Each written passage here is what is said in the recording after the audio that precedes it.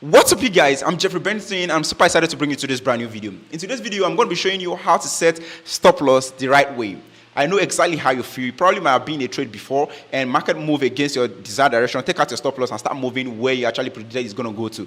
Now, if this is your pain point and that's the reason why you have searched this video, you are welcome. Please kindly subscribe, turn on post notification, share this video with friends and loved ones. And also remember, I also have these and tons of other courses in my website absolutely for free to start day trading. All right, you can head on straight to firepeopfx.com right now in order for you to learn for free. So let's head straight to the computer screen without wasting too much of time. So come on.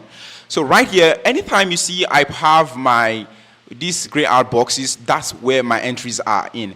Like here, the other time I sent this one to the Telegram channel. Just in case you're not also in the Telegram channel, make sure to also join us.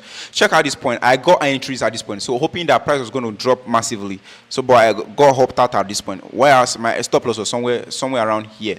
Now, there's another trick. My stop loss is always 20 pips on average, so it could be less most times, but I don't always allow you to get past beyond 20 pips. So now here's the trick. Because each time, you can see on my baby pips calculator, position size calculator, let's say for example, I'm trading a 100K account, and my risk percentage every time is always 0.5%.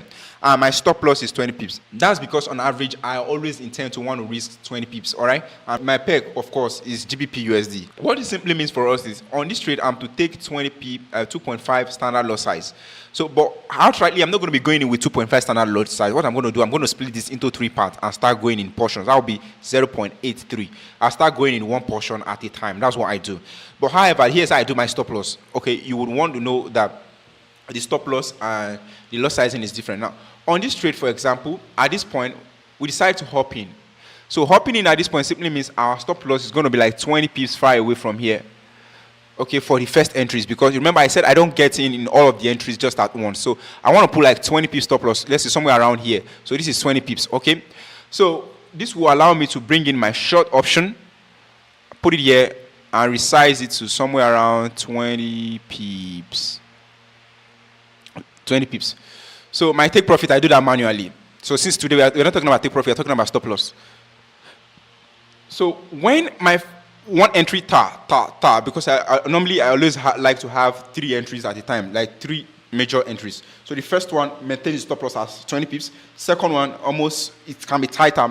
There are times the market may retrace a little. That's dollar cost averaging. So dollar cost averaging is a style that do not allow you to risk all of the lot size you are intended to use. Now, remember I said on the 100K account, look at this 100K account. I said on the 100K account, we have to use 2.5 standard lots.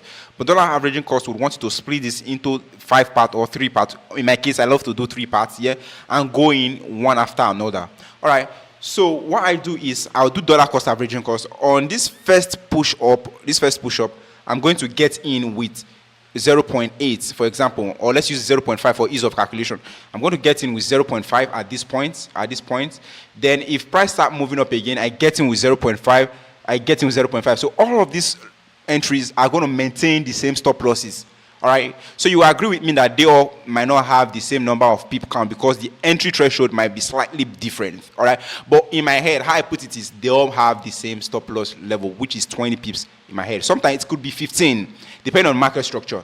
And talking about setting stop losses, you don't just set stop loss because, oh, I want to risk exactly 5 people, I want to risk 10 people or 20 people. No, you set it based on market structure. It is always advisable that you set your stop loss a little bit above the recent high if you are going to go short. Now, I'm planning on selling at this point.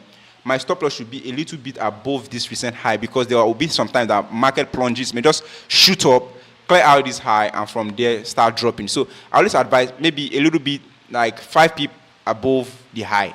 All right. And another style again. Okay, now let me just do one more example. Like here this morning, this is a trade that I and my team we picked. So price got into this point. Upon this first slash, we got in with like 0.5. Okay. This second move, we get in 0.5, 0.5, 2 standard with that'll be 3 entries already exhausted. So it's when this candle closes bearish, that's when we start having multiple entries, like in multiples of 0.5 that I was always explain. So if you have not checked my other video, make sure you check this video right here. So that's really important that you understand when to get in. But for today, I'm just only going to be discussing stop loss. So the stop loss for this trade in particular was right here, because we didn't really want to get taken out in time. I don't just set it, something like in this today's case, it was way less than 20 pips, even less than 15 pips. So it was somewhere around here. Why? because I know this is a level that will react. A level, this is a level, like a level where price will unlikely get to. Why will price unlikely get here? Because we first have this recent high right here.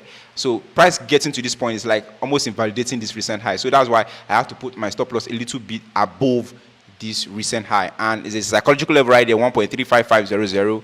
There is high of the week right there. So this is a very strong reason for us to go short. And there was a candle, a trend line bounce too around there. So talking about all of these concepts, there are concepts that I've come up with, and I've made videos on this tons of time. For more video on how I personally do trade, you can check out this video right here in order for you to understand how everything basically works. So that's how I set my stop loss. And remember to subscribe and also watch other video in order for you to see how I trade. And thank you, and bye for now. Keep the fire peeping.